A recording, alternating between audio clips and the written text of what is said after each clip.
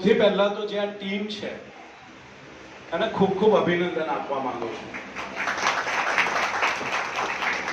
બ્રહ્મ સમાજ દ્વારા સમૂહ યજ્ઞોપવિતના કાર્યક્રમ થાય, સમૂહ જનોઈના કાર્યક્રમો થાય, જીવનસાથી પસંદગી સંમેલન પણ થાય, સમૂહ લગ્નના પણ આયોજન થાય.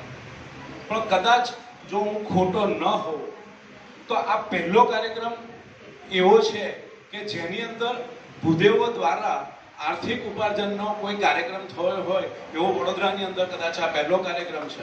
અને એ માટે જે ટીમે મહેનત કરી છે અને આપ સૌએ જે સાથ સહકાર આપ્યો છે એના માટે આપ સૌ અભિનંદનના પાત્ર છો.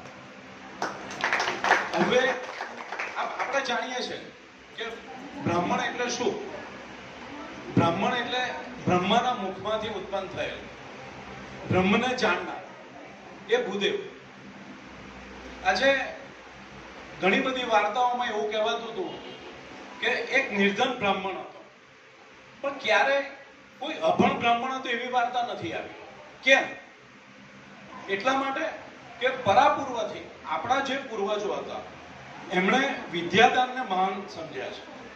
અને વિદ્યાદાનને કારણે, અકિંચન હોવાના કારણે, અવિરક્ત હોવાના કારણે ક્યારેય એમણે ધન બાજુ ધ્યાન નથી આપ્યું. ધન અને સત્તાથી બ્રાહ્મણો હંમેશા દૂર રહ્યા છે. મિત્રો, અગાઉ પણ જે આ વાર્તાઓ જ્યારે પણ લખાઈ હશે ત્યારે પણ બ્રાહ્મણ ગરીબ તો ન હતો. આજે બ્રાહ્મણ સંતોષી છે, બ્રાહ્મણ ગરીબ નથી. અને મિત્રો, એક વસ્તુ છે કે જેનો મિત્ર જો જગતનો નાથ કૃષ્ણ હોય એ સુદામા કેવી રીતે ગરીબ હોય છે? આ તો સત્ય છે.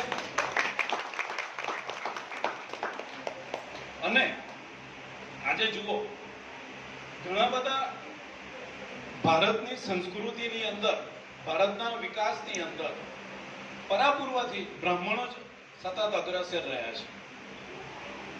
આજે બ્રાહ્મણો ધારે કરી શકે છે, બ્રાહ્મણો ધારે તો સત્તા પલટો પણ કરી શકે છે. અને આચાર્ય ચાણક્યનું મોટામાં મોટું ઉદાહરણ છે. આચાર્ય ચાણક્ય તો એ બ્રાહ્મણ. આજે કેટલા નામ લઈએ. બાજીરાવ પેશવા, તો જેમણે શિવાજીનું શાસન આખું ટકાવી રાખ્યું.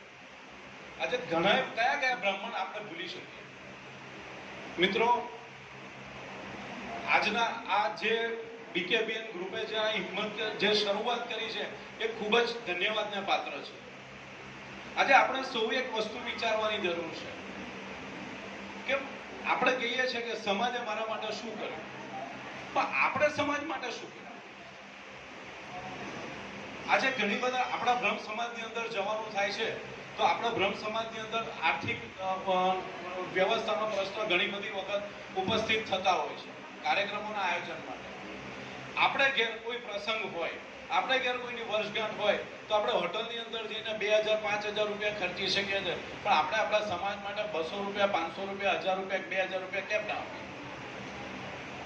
આપણે આપણા પૂર્વજોએ હંમેશા કર્મકાંડ ક્રિયાકાંડને કારણે આપણે હજુ આપણી અગાઉની પેઢી, મારાથી અને આપ સૌની અગાઉની પેઢી જ કદાચ વ્યવસાય કે નોકરી ધંધામાં આવી.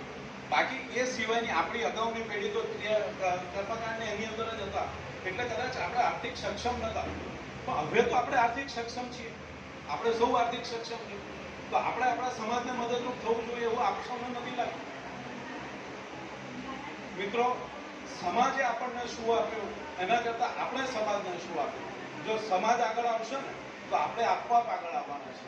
અને આપણે ચલો સૌ સાથે મળીને સમાજને આગળ લાવવાનું કામ કરીએ. અને સમાજને આગળ લાવવાનું કામ જે આજે બીકેબીએન ગ્રુપે કર્યું છે એ બદલ હું ફરીથી સૌ એક તમામ ટીમને હૃદયપૂર્વક આભાર માનું છું. અસ્તુ ભારત માતા કી જય.